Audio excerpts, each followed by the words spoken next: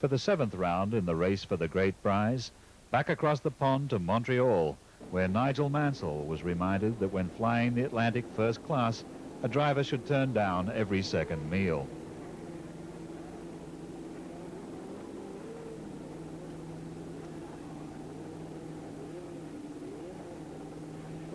The Ferraris had broken out in suede accessories.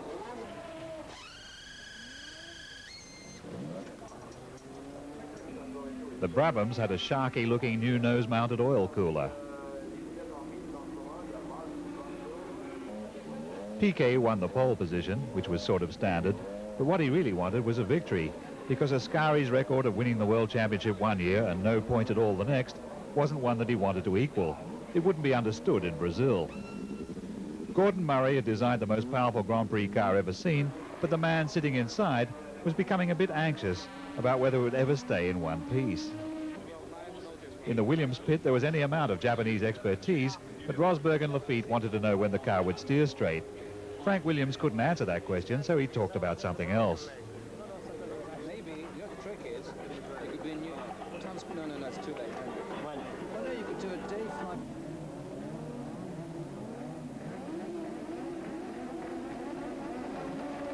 At the green light, Piquet was outgunned by Prost on the way to the first quick bends.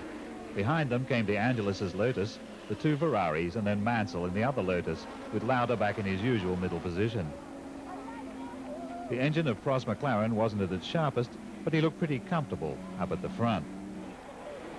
Prost was self-confessedly flabbergasted, therefore, when Piquet went past and pulled away by no more complex expedient, apparently, than just treading on the gas.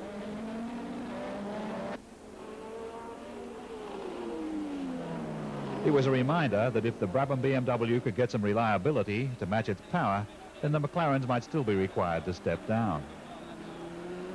Behind the two leaders, Alboreto got in front of De Angelis, who was now sandwiched between the two Ferraris, with Mansell in fourth place, which meant that Arnoux was sandwiched between the two Loti. They forged on in that order, while Lauda, far back out of camera range, was doing his usual circumspect climb to eminence. Prost did his brilliant best to stay in touch with Piquet, but the McLaren had a bit less urge than usual, and the Brabham seemed to have even more. Alboreto sputtered to a halt with a NAF fuel pump, his mood perhaps not improved by the pain from his mouth, which an Italian motor racing journalist had helpfully punched not long previously. Warwick swept past De Angelis, two Renault engines in different chassis.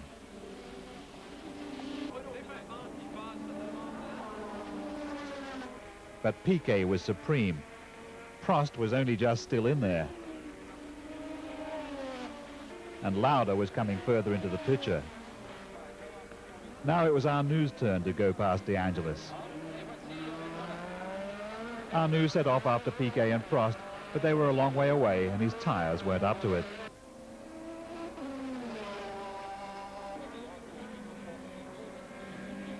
Mansell got in front of his teammate De Angelis, but both of them were lapped by Piquet.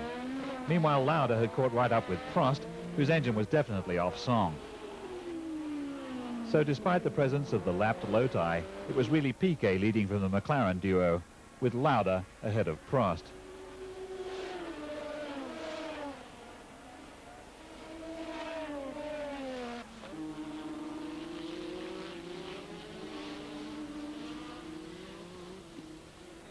At this point, De Angelis took a shortcut across a corner.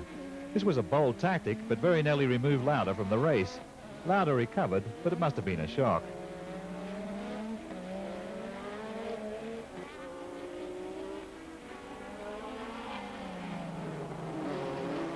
Chivas Alpha had failed the fuel economy test, and he used it as a surfboard to see if it would do better that way.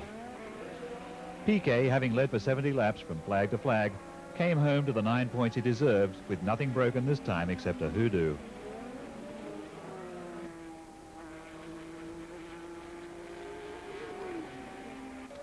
The new oil cooler had toasted his talented feet, but he was smiling like St. Lawrence.